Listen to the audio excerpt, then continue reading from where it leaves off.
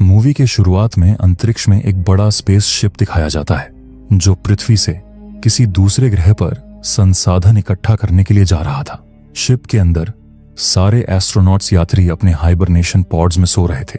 Ship auto pilot पर अपनी मंजिल की ओर जा रहा था, लेकिन तभी रास्ते में कुछ उल्कापिंड शिप से आकर टकरा जाते हैं, जिससे शिप बुरी तरह डैमेज हो जाता है और अब शिप का बैलेंस भी बिगड़ने लगता है। इसलिए शिप का एआई सिस्टम सारे एस्ट्रोनॉट्स का पॉड शिप से लॉन्च कर देता है और पास वाले किसी अनजान प्लैनेट पर इनकी इमरजेंसी लैंडिंग होने लगती है। उसी एक पॉड में हम एंडी नामक आदमी को देखते हैं जो इस हादसे से नींद से जाग जाता है, लेकिन वो घबरा जाता है क्योंकि उसे कुछ पता ही नहीं था कि हुआ क्या है। वो कुछ समझ पाता कि तभी पॉड के रोबोटिक आर्म्स उसे स्पेस सूट पहनाते हैं और लैंडिंग के लिए उसे तैयार करते हैं। एंडी जब बाहर की ओर देखता है तो उसे अपनी तरह कई सारे पॉड्स दिखते हैं, जिससे एंडी परिस्थिति को समझ जाता है। इन लोगों के पॉड्स तेजी से उस अनजान प्लैनेट की ओर बढ़ रहे थे, लेकिन इनके पॉड्स की स्पीड इतनी थी कि उनमें आग लग जाती है। पर एंडी का पॉड किसी तरह से सरवाइव कर जाता है और उस प्लैनेट की ओर जाने लगता है, लेकिन एंडी का पॉड जाकर सीधा एक पहाड़ी से टकराता है, जिससे इनकी क्रैश लैंडिंग होती है और एंडी बेहोश हो जाता है। लेकिन एंडी अभी भी सही सलामत था। उसे जब होश आता है तो वो देखता है कि उसके आसपास कोई दूसरा पॉड नहीं है, जिससे एंडी को घबराहट होने लगती है। तभी उसके सूट का एआई, जिसका नाम लियोनार्ड होता है, वो एंडी को पॉड से बाहर निकलने को कहता है, क्योंकि क्रैश लैंडिंग से इनके पॉड में खराबी आ गई थी। एंडी बाहर निकलने के लिए पॉड का गेट खोलने लगता है, लेकिन किसी वजह से पॉड का गेट लॉक हो गया था, जो एंडी के कई कोशिश करने के बाद भी नहीं खुलता। इसलिए एंडी पॉड का कांच तोड़ने की कोशिश करता है, लेकिन वो कांच बहुत मजबूत थी, उसे तोड़ना बहुत मुश्किल था। तभी एंडी अपने इमरजेंसी किट को चेक करता है ताकि वो किसी चीज की मदद ले सके, लेकिन एंडी देखता है कि उसके किट में कई टूल्स और फ्लेयर गन्स भी मिसिंग। क्योंकि एंडी एक मामूली इंजीनियर था, इसलिए उसे वो स्पेशलिटी नहीं दी गई थी जो बाकी लोगों को थी। जिसके बाद एंडी फायर एक्सटिंग्विशर से उस कांच को तोड़ देता है और पॉड से बाहर निकलने लगता है, लेकिन तभी वो पॉड एक तरफ पलट जाता है। इसीलिए एंडी डरकर वापस पॉड में आ जाता है, लेकिन उस दौरान उसका सूट कांच में फंसकर फट जाता है, जिससे सूट में मौजूद ऑक्सीजन तेजी से लीक होने लगती है। लेनर्ड तुरंत एंडी को चेतावनी देता है। एंडी जल्दी से सूट की फटी जगह पर रिपेयरिंग स्प्रे करता है, जो सूट को बाहर से पूरा सील कर देता है। जिसके बाद एंडी बड़ी मुश्किलों से उस पॉड से बाहर निकलता है और मदद की आस में अपनी नजर इधर उधर घुमाता है, लेकिन दूर दूर तक कोई नहीं था। तभी एंडी को आसमान में उनका डैमेज शिप दिखता है, जो आकर सीधा इस प्लैनेट पर क्रैश होता है। फिर एंडी लेनर्ड से पूछता है कि हम कहां और किस प्लैनेट पर हैं। तब लेनर्ड उसे बताता है कि यह एक अनजान प्लैनेट है, इसकी कोई भी जानकारी इंसानों के पास नहीं है। ये सुनकर एंडी और परेशान हो जाता है, पर एंडी की नजर दूर किसी चमकते हुई चीज पर जाती है, इसलिए एंडी वहां जाने का फैसला करता है। कुछ आगे जाकर एंडी को रास्ते में अपने शिप का जलता हुआ मलबा मिलता है और वहीं पर उसे एक पॉड भी दिखता है, लेकिन उसमें कोई नहीं था। एंडी उस पॉड से अपने आगे के सफर के लिए ऑक्सीजन टैंक निकालने लगता है, पर उसी दौरान अचानक एंडी के सामने लाश आती है, जिसे देखकर एंडी काफी डर जाता है। लेकिन एंडी ने पॉड से वो ऑक्सीजन टैंक निकाल लिया था, पर एंडी देखता है कि वो ऑक्सीजन टैंक एक साइड से टूट गया था, जिससे सारी ऑक्सीजन निकल गई थी। इसलिए एंडी उदास होकर वापस उस चमकती हुई चीज की ओर निकल जाता है। पर एंडी एक चीज को नोटिस नहीं करता कि उस पॉड पर किसी नाखून के निशान थे। जिसके बाद एंडी तूफान से बचते हुए आखिरकार उस चमकती हुई चीज तक पहुंच जाता है, जिसे देखकर एंडी बहुत खुश होता है, क्योंकि वो दरअसल लाइट्स थी जिसे ड्वेन नामक एस्ट्रोनॉट ने लगाई थी। ड्वेन भी अपने सामने किसी को जिंदा देख खुश होता है। ड्वेन ने कई सारे उपकरण जमा किए थे, जिनकी मदद से वो धरती पर मैसेज भेज रहा था। ड्वेन कहता है कि मुझे पहले ही शक था कि ऐसा कुछ होने वाला है, क्योंकि कंपनी ने अपने पैसे बचाने के लिए शॉर्टकट रास्ते से इन्हें भेजा था, यह पता होकर भी कि इस रास्ते में उल्कापिंड की संख्या ज्यादा है और वो शिप से टकरा सकते हैं। जिस पर एंडी कहता है कि फिर हम अब क्या करें। ड्वेन कहता है इंतजार के सिवा हमारे पास कोई रास्ता नहीं है, क्योंकि हम अभी धरती से बहुत दूर हैं जिस वजह से हमारा मैसेज धरती पर जाने में कम से कम 8 महीने लगेंगे। और अगर उन्होंने सबसे तेज शिप हमारे लिए भेजी तब भी उन्हें यहां आने में 1.5 से 2 साल लगेंगे। पर एंडी का कहना था कि हम इतने साल इस प्लैनेट पर बिना खाए पिए कैसे जिंदा रहेंगे, जिस पर ड्वेन कहता है कि अगर हमें जिंदा रहना है तो हमें सरवाइव करना होगा, चाहे हमें प्यास बुझाने के लिए यूरिन पीना पड़े, नहीं तो मरे हुए लोगों का मांस खाना पड़े। शिप में हमें ऐसी कई चीजें मिलेंगी जिससे हम आसानी से सरवाइव कर सकेंगे। पर एंडी ये सब सोचकर ही परेशान हो जाता है। तब ड्वेन उसे मोटिवेट करता है, जिससे एंडी में भी हिम्मत आती है। पर तभी एंडी के पैर से लाइट्स का कनेक्शन निकल जाता है, जिसे एंडी ठीक ही कर रहा था कि तभी पीछे से कोई चीज आकर ड्वेन को ले जाती है और एंडी को पता भी नहीं चलता। बेचारा ड्वेन सर्वाइव करने की पूरी प्लानिंग करके बैठा था। एंडी जब पीछे मुड़ता है तो उसे ड्वेन कहीं भी नहीं दिखता। एंडी को लगता है कि ड्वेन कहीं पास में चला गया होगा। एंडी देखता है कि धरती पर भेजने के लिए मैसेज तैयार हो गया था, इसलिए एंडी बिना वक्त गवाए मैसेज भेज देता है। तभी लियोनार्ड उसे वार्न करता है कि उसकी ऑक्सीजन लो है, उसे जल्द ही ऑक्सीजन का इंतजाम करना होगा। इसलिए एंडी शिप पर जाने के बारे में सोचता है, क्योंकि ड्वेन ने उसे बताया था कि शिप पर सरवाइव करने के लिए कई चीजें हैं और शायद उसे वहां ऑक्सीजन टैंक भी मिले। एंडी काफी देर से ड्वेन का इंतजार कर रहा था, लेकिन उसे ऑक्सीजन की अर्जेंट जरूरत थी, इसलिए एंडी शिप की ओर निकल पड़ता है। जाते जाते एंडी ड्वेन की फ्लेयर गन भी अपने साथ ले लेता है। रास्ते में जाते हुए एंडी बचे हुए लोगों से संपर्क करने की कोशिश करता है, लेकिन उसका कांटेक्ट किसी से भी नहीं होता। इसलिए एंडी फ्रस्ट्रेशन में चिल्लाने लगता है। तभी उसे किसी की आवाज आती है। उसका कांटेक्ट एक नेओमी नामक लड़की से हुआ था। नाओमी उसे कहती है कि मुझे मदद की जरूरत है, मेरा पैर बुरी तरह पॉड में फंसा हुआ है, जिस वजह से वह पॉड के अंदर ही फंसी थी। नाओमी कहती है कि मैं बिना किसी मदद के यहां से नहीं निकल पाऊंगी, प्लीज यहां आकर मेरी मदद करो, जिसके लिए एंडी तैयार होता है। लेकिन जब नाओमी अपनी लोकेशन भेजती है तो लियोनार्ड एंडी को वहां जाने से मना करता है, क्योंकि एंडी की ऑक्सीजन अब बहुत लो हो गई थी। इतनी ऑक्सीजन में नाओमी तक जाना मुश्किल था। लियोनार्ड एंडी से कहता है कि तुम्हें अपनी जान बचाने के लिए पहले शिप पर जाना चाहिए। एंडी नाओमी से माफी मांगते हुए कहता है कि मेरे पास ऑक्सीजन बहुत कम है, तुम्हें तो मैं बचा लूंगा लेकिन मैं खुद मर जाऊंगा। जिस पर नाओमी उसे बचाने के लिए एंडी से रिक्वेस्ट करती है। नाओमी कहती है कि मेरे पास एस्ट्रो ऑक्सीजन टैंक है जिससे तुम बच सकते हो। इसलिए एंडी नाओमी की बात मान जाता है और उसकी लोकेशन की तरफ बढ़ने लगता है, जहां अब रात हो गई थी। और एंडी नाओमी से बात करते हुए आगे बढ़ रहा था, लेकिन अचानक एंडी को महसूस होता है कि जैसे कोई उसके आसपास हो। एंडी तुरंत लियोनार्ड को स्कैनिंग करके चेक करने को कहता है, लेकिन लियोनार्ड के पास यह फीचर नहीं था, जिस पर नाओमी कहती है कि यह एआई बहुत पुराना है, कंपनी ने पैसे बचाने के लिए एआई भी पुराना दिया हुआ है।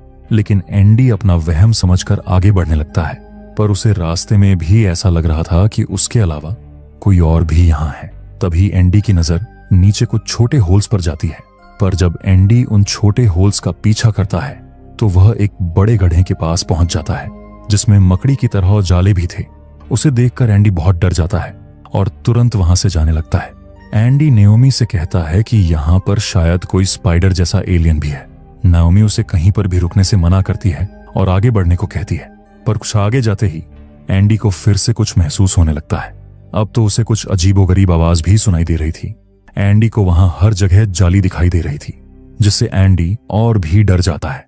तभी उसके आगे से कोई चीज भागती हुई जाती है, जिसे देखते ही एंडी अपनी लाइट्स ऑफ करके छुप जाता है। तभी नाओमी चौंकते हुए कहती है कि मैं अपने स्कैनर में देख पा रही हूं कि कुछ टीम के लोग तुम्हारे ओर बढ़ रहे हैं।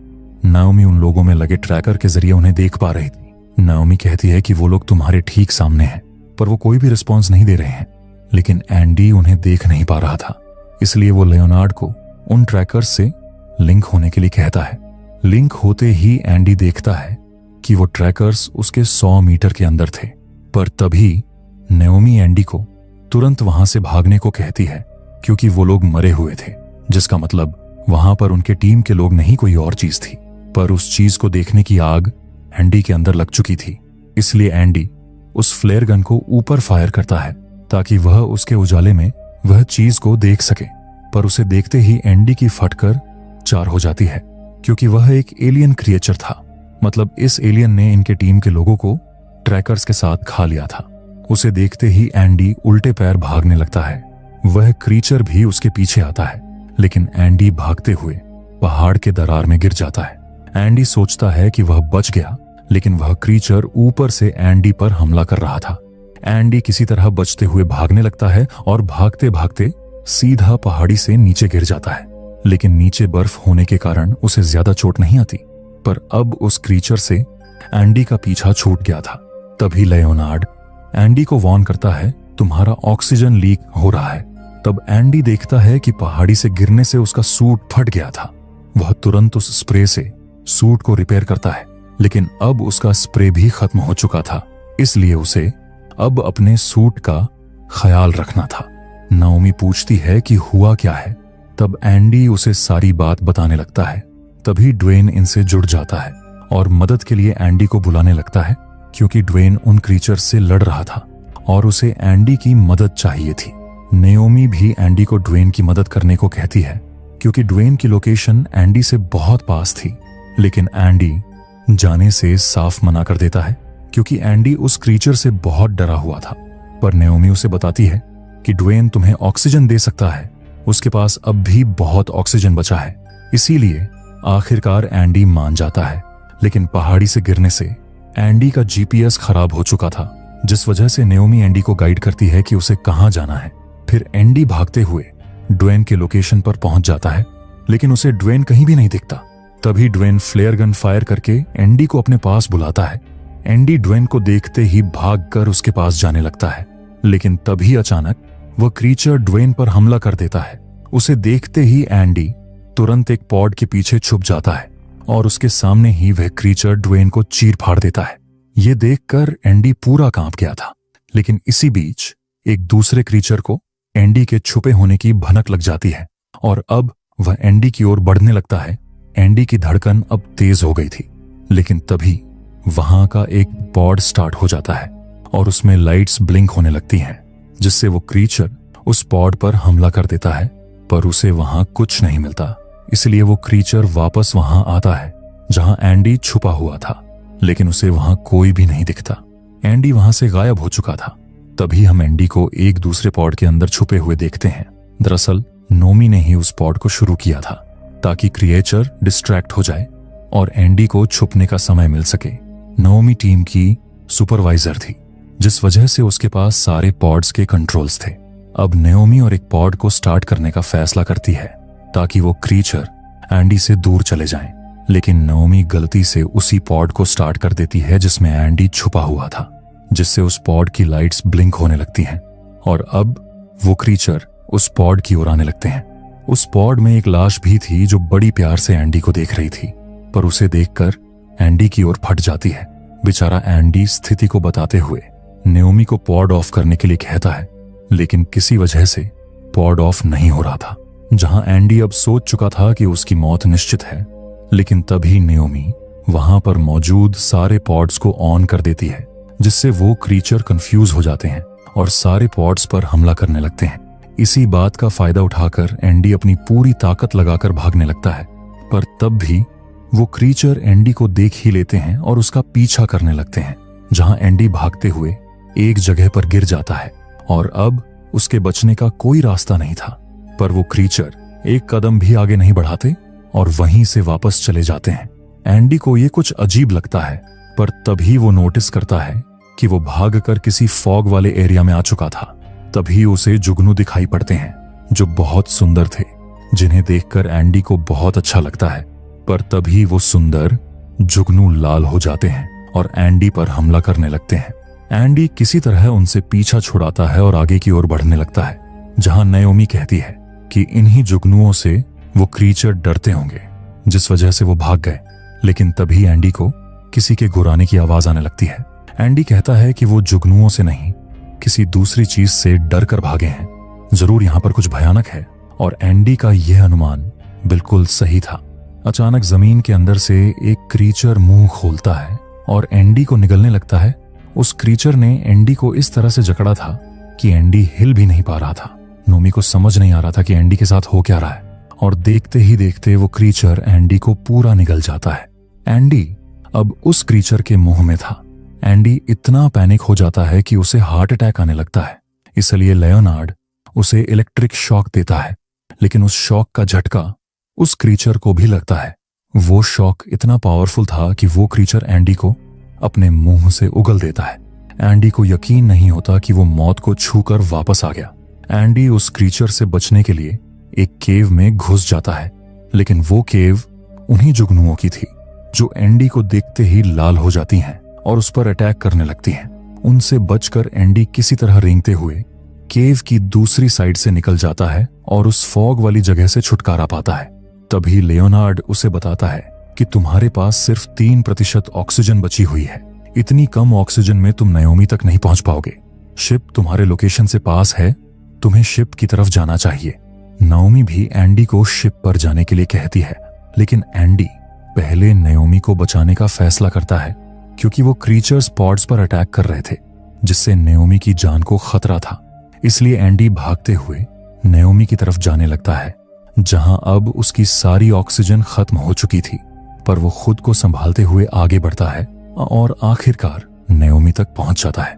पर अब एंडी को सांस लेने में बहुत दिक्कत आ रही थी, लेकिन नाओमी जल्दी से पॉड का दरवाजा खोलकर उसे नया ऑक्सीजन टैंक देती है और तब जाकर कहीं एंडी को राहत मिलती है।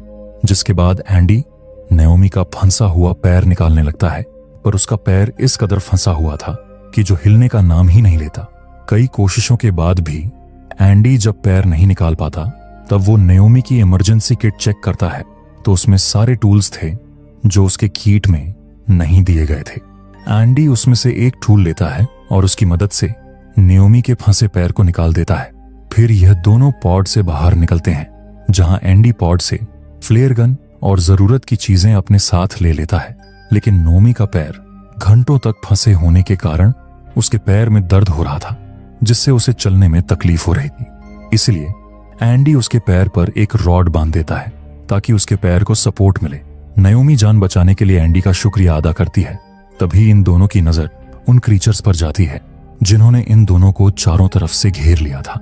इसलिए ये दोनों तेजी से शिप की ओर भागने लगते हैं।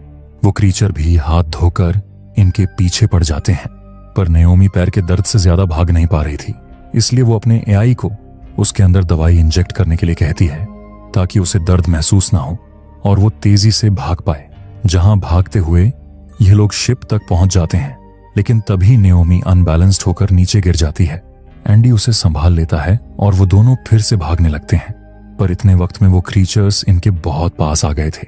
उनसे बचने के लिए ये दोनों शिप के मलबे में भागने लगते हैं, लेकिन एक जगह आकर ये दोनों अटक जाते हैं और अब वो क्रीचर्स भी इन्हें घेर लेते हैं। नाओमी उन्हें डराने के लिए फ्लेयर गन चलाती है, जिससे वो क्रीचर घबराता तो नहीं, लेकिन वो उस रोशनी के पीछे भागने लगता है। इसे देख नाओमी को एक आइडिया आता है। वो बाकी क्रीचर्स को भी इसी तरह डिस्ट्रैक्ट करती है और मौका देखकर भागते हुए शिप के अंदर आ जाते हैं। लेकिन तब तक उन क्रीचर्स को पता चल जाता है कि उनका बुरी तरह काटा गया है। इसलिए सारे क्रीचर्स अब फिर से इनकी ओर बढ़ने लगते हैं। वही ये लोग शिप के अंदर तो आ गए थे, लेकिन नाओमी को शिप का गेट बंद करने में काफी वक्त लग रहा था। इसलिए एंडी को अब टेंशन आ जाता है और देखते ही देखते उन क्रीचर्स का ग्रुप इन पर हमला कर देता है। लेकिन नाओमी वक्त पर गेट बंद कर देती है, जहां उस गेट के बीच आकर एक क्रीचर मारा जाता है। उसकी मौत से एंडी ऐसा रिएक्ट करता है कि मानो उसे सुकून मिल गया हो। जिसके बाद ये दोनों शिप के अंदर जाने लगते हैं, जहां क्रैश होने के कारण शिप बहुत डैमेज हो गया था। ये लोग देखते हैं कि शिप की लाइट्स चालू थी, जिसका मतलब बैकअप जनरेटर काम कर रहा था। ये लोग जाकर कार्गो होल्ड को चेक करते हैं, जिसमें ऑक्सीजन का स्टॉक इतना था कि वो 10 साल तक यहां रह सकते थे और शिप का एटमॉस्फेयर भी स्टेबल था। मतलब ये लोग बिना हेलमेट के भी यहां सांस ले सकते थे, जिसे देख ये लोग बहुत खुश होते हैं। लेकिन तभी इन्हें नीचे खून के निशान दिखते हैं। ऐसा लग रहा था कि कोई लाश घसीट कर वहां से ले गया हो। ये लोग हिम्मत करते हुए उस निशान के पीछे जाते हैं। वहां जाकर इन्हें इंसानी टुकड़े और जाली दिखती है। ये लोग समझ जाते हैं कि कुछ गड़बड़ है और तभी वहां एक क्रीचर आ जाता है, जिसे देखते ही ये लोग अपनी लाइट्स ऑफ करते हुए छुप जाते हैं। वो क्रीचर वहां आकर इंसानी हड्डी और हेलमेट को अपने पेट से बाहर निकालता है लेकिन उसमें एक हेलमेट ड्वेन का था, जिसे देख ये दोनों कांप उठते हैं। जिसके बाद वो क्रीचर वहां से चला जाता है। यह सही मौका समझकर ये लोग वहां से निकलने लगते हैं, पर तभी वहां और एक क्रीचर आ टपकता है, पर वो क्रीचर इन्हें नहीं देखता, इसलिए ये दोनों उल्टे पैर निकलने लगते हैं। पर एंडी की गलती से वहां आवाज हो जाती है और वो क्रीचर इन्हें देख लेता है। पर एंडी नोमी को लेकर पीछे एक एयरलॉक में घुस जाता है और गेट को लॉक कर देता है, लेकिन वो क्रीचर गेट को ही तोड़ने लगता है। इसलिए एंडी एयरलॉक के दूसरी तरफ कार्गो बे वाले गेट को खोलने की कोशिश करता है, लेकिन नोमी कहती है कि उल्टा हम यहां फंस चुके हैं, ये गेट हम अंदर से खोल नहीं सकते। इस गेट को खोलने का बटन बाहर है, मतलब जहां वो क्रीचर था उस क्रीचर ने अब इनका गेट लगभग तोड़ ही दिया था। अब ये लोग चाहकर भी कुछ नहीं कर सकते थे।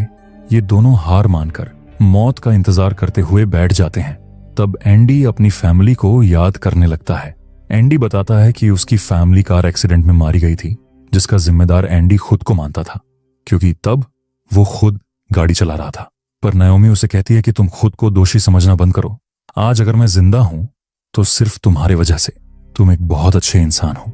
फिर ये दोनों इमोशनल होकर गले लगाते हैं और एक दूसरे को अलविदा करते हैं। वो क्रीचर उस गेट को तोड़ने ही वाला था, लेकिन तभी नाओमी को एंडी के सूट पर चिपका हुआ जुगनुओं का ग्रुप दिखता है, जो केव से निकलने के वक्त उसके पीछे फंस गया होगा।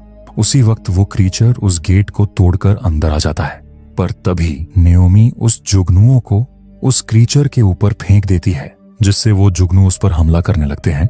इसी वक्त में ये लोग बाहर जाकर उस बटन को प्रेस कर देते हैं, जिससे कार्गो बे का गेट खुल जाता है और ये दोनों भागकर कार्गो बे की ओर जाने लगते हैं। लेकिन ये आगे जा नहीं पाते, क्योंकि ये लोग ऊंचाई पर थे। इसलिए एंडी उस क्रीचर के आने से पहले गेट को बंद करने लगता है, लेकिन किसी कारण गेट बंद नहीं होता और ये दोनों उस क्रीचर के साथ नीचे गिर जाते हैं, जहां वो क्रीचर अब इनके सामने ही खड़ा था। पर तभी एंडी नोमी का गिरा हुआ सूट रिपेयरिंग स्प्रे देखता है और उसे उठाकर क्रीचर के मुंह पर फेंकता है, जिससे उस क्रीचर का मुंह चिपक जाता है और इसी का फायदा उठाकर ये दोनों भागने लगते हैं। पर वो क्रीचर खुद को संभालकर वापस इनके पीछे आने लगता है, जहां एक जगह आकर ये दोनों गिर जाते हैं। लेकिन एंडी की जान बचाने के लिए नाओमी उस क्रीचर को अपने पीछे लाने लगती है। नाओमी कहती है कि हमें इसे मारना ही होगा। मैं इसका ध्यान भटकाती हूं, तब तक तुम इसे मारने का कोई तरीका ढूंढो। तभी एंडी वहां कुछ पॉड्स को देखता है जो बिल्कुल सही सलामत थे। उन्हें देखकर एंडी को एक आइडिया आता है। वो चढ़कर सबसे टॉप पर लगे हुए पॉड के पास जाता है। दरअसल एंडी पॉड को उस क्रीचर पर क्रैश करके उसे मारना चाहता था। एंडी नाओमी को भी अपना प्लान बताता है, लेकिन वही नाओमी बड़ी मुश्किल से बचते हुए भाग रही थी। इसलिए नाओमी एंडी को कार्गो बे की सारी लाइट्स ऑफ करने को कहती है, क्योंकि वो क्रीचर अंधेरे में ठीक से देख नहीं पाता था। पर तभी एक जगह आकर वो क्रीचर नाओमी पर वार करता है और अब वो क्रीचर उसकी ओर आने लगता है। लेकिन उसी वक्त एंडी सारी लाइट्स को ऑफ कर देता है, जिससे वो क्रीचर ठीक से देख नहीं पाता। पर वो नाओमी की तरफ ही बढ़ रहा था, जिससे नाओमी बहुत डर जाती है। लेकिन तभी उसकी नजर ऊपर रखें बॉक्स पर जाती है, जो नीचे से टूटा हुआ था। नाओमी क्रीचर के आने से पहले उस बॉक्स में चली जाती है जहां वो बाल बाल बची थी। वही एंडी उस पॉड को स्टार्ट करने लगता है ताकि वो उसे क्रीचर पर लॉन्च कर सके। लेकिन एंडी देखता है कि पावर कट होने के कारण पॉड स्टार्ट नहीं हो रहा था। इसलिए एंडी फिर से पावर को शुरू करने का सोचता है, लेकिन लेनर्ड उसे बताता है कि इसे चालू होने में 15 मिनट का वक्त लग सकता है। पर इतना वक्त एंडी के पास नहीं था, जिस पर लीनर्ड कहता है कि तुम अपने सूट के बैटरी से इसे शुरू कर सकते हो, लेकिन इसके लिए तुम्हें पॉड के अंदर बैठना होगा। मतलब एंडी को उस पॉड में बैठकर ही उसे क्रीचर पर क्रैश करना होगा, जिसमें उसकी जान भी जा सकती थी। लेकिन वो इसके लिए मान जाता है और पॉड में बैठकर अपना सूट पॉड से कनेक्ट करता है। जहां अब पॉड लॉन्च होने के लिए तैयार था, तभी हम नाओमी को देखते हैं, जो अपने ऊपर लाइट्स को लगाकर उस क्रीचर को अपने पीछे ला रही थी ताकि एंडी उस पर पोड क्रैश कर सके। जहां एंडी सही मौका देखकर अपने पोड को लॉन्च कर देता है। उस वक्त एंडी को वो पल याद आता है जहां कार एक्सीडेंट में उसने अपनी फैमिली को खोया था। फिर हम देखते हैं वो पॉड जाकर सीधा उस क्रीचर पर क्रैश होता है, जिससे वो क्रीचर मारा जाता है और नाओमी दूर जाकर गिरती है लेकिन नेओमी देखती है कि एंडी उस पॉड के अंदर था। नोमी जाकर उसे संभालती है, लेकिन एंडी अब आंखें नहीं खोलता है। नोमी एंडी की मौत पर रोने लगती है, पर तभी एंडी अपनी आंखें खोलता है। दरअसल वो सिर्फ बेहोश हुआ था। उसे जिंदा देख नोमी बहुत खुश होती है, जिसके बाद ये लोग देखते हैं कि अब सुबह हो गई थी। एंडी कहता है कि ड्वेन के बनाए हुए मशीन से मैंने धरती पर मैसेज भेज दिया था, कुछ सालों में रेस्क्यू टीम यहां आ जाएगी, तब तक इन्हें यहां सरवाइव करना है। और इसी सीन के साथ मूवी खत्म होती है। अगर आपको ये मूवी पसंद आई है तो वीडियो को लाइक करके चैनल को सब्सक्राइब कर देना, और वीडियो कैसे लगा कमेंट में भी बता देना। हम मिलते हैं ऐसे ही किसी इंटरेस्टिंग मूवी के साथ, तब तक के लिए बाय बाय।